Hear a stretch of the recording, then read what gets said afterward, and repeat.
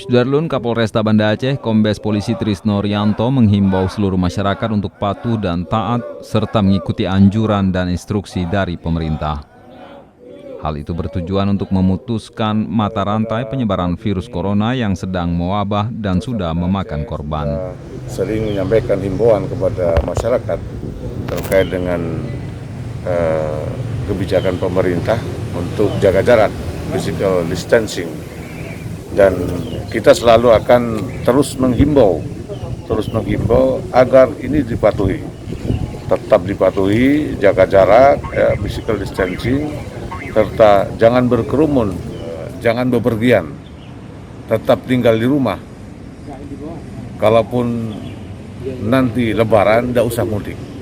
Dan kita juga akan tetap. Menurut Kombes Trisno, instruksi pemerintah tersebut penting diikuti oleh seluruh masyarakat.